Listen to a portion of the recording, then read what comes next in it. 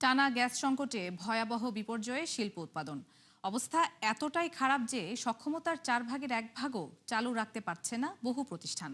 ফলে গুনতে হচ্ছে লোকসান, বাড়ছে দুশ্চিন্তা।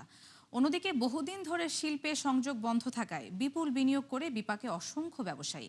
তাদের অভিযোগ, সরকারি সংস্থাগুলোর দূরদর্শিতার অভাবেই বিপদে উদ্যোক্তারা। বিস্তারিত রাকিব হোসেনের রিপোর্টে, ছবি তুলেছেন মিরাজ সুমন। 5 দশকে দেশের শিল্পায়ন বিস্তৃত হওয়ার পেছনে বড় ভূমিকা ছিল জ্বালানি সরবরাহ, বিশেষ করে নামমাত্র মূল্যে দেশীয় প্রাকৃতিক গ্যাস। কিন্তু বেশ কয়েক বছর ধরে সেখানে তৈরি হয়েছে বড় সংকট।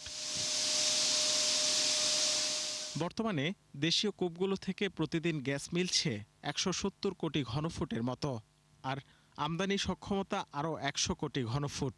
অর্থাৎ সব মিলিয়ে যোগান পাওয়ার কথা সর্বোচ্চ 270 কোটি, যা সার্বিক চাহিদার চেয়ে অন্তত 30% কম। ফলে বছর জুড়েই কম বেশি সংকটে থাকতে হয় গ্রাহকদের। বাংলাদেশে এই গ্যাস সংকটটা একটা বড় সংকট, এবং আজকে যে ইনভেস্টমেন্ট নেই, কারণ কি? ওই কারণ কিন্তু অন্যতম কারণ এইটা। সংকটের কারণে দীর্ঘদিন ধরে বাসাবাড়ি ও সিএনজি পাম্পে নতুন সংযোগ বন্ধ রেখেছে সরকার। পাওয়া যাচ্ছে না শিল্প কারখানায়ও।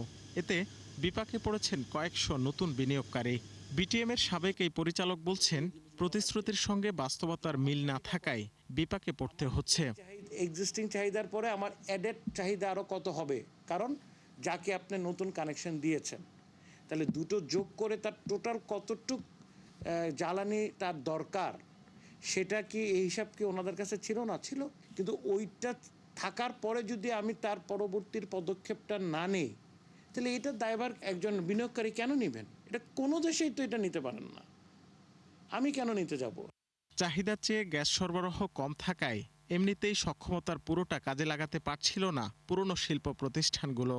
কিন্তু সম্প্রতি এলএনজি সরবরাহ ব্যাহত হওয়ায় একরকম ধস নেমেছে শিল্পপণ্য উৎপাদনে, যা বড় ধরনের দুশ্চিন্তায় ফেলেছে উদ্যোক্তাদের। আমি এফিসিয়েন্সি নিশ্চিত করতে পারবো, যাতে কম জ্বালানি খরচ করে আমি বেশি প্রোডাকশন করতে পারি, এইটা একজন ইনভেস্টরের কাজ। কিন্তু জ্বালানির সরবরাহটা নিশ্চিত করা তো আমার কাজ না।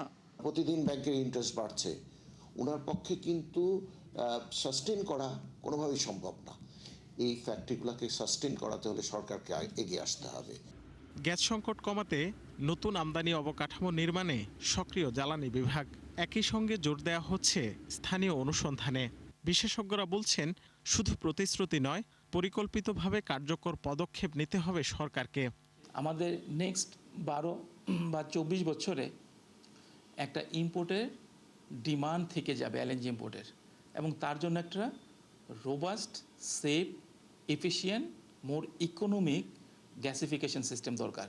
এবং এই কারণে আমরা ল্যান্ড বেসড গ্যাসিফিকেশনের দিকে অগ্রসর হতে পারি। দীর্ঘমেয়াদী স্থায়ী সমাধান হতে পারে যদি আমরা জাতীয় উৎপাদনকে বাড়িয়ে গ্রিডে যদি এগুলোকে দেওয়ার জন্য গ্রিডের যদি কাঠামো দ্রুত তৈরি করতে পারি সেটি। একই সাথে আমার মনে হয় যে নবায়নযোগ্য জ্বালানির যে উদ্যোগগুলো চলছে, সেটা ট্রান্সপোর্ট সেক্টরে, কৃষিতে, বিদ্যুৎ উৎপাদনে, শিল্প কারখানায় বা বাসাবাড়িতে, সেগুলোকেও যেন জোরালো ভিত্তিতে সর্বোচ্চ গুরুত্ব দিয়ে সরকার বাস্তবায়ন করেন। সম্প্রতি কিছু স্থানে নতুন গ্যাস আবিষ্কৃত হলেও তা মিলছে না পাইপলাইন জটিলতায়। রাকিব হোসেন, 71, ঢাকা।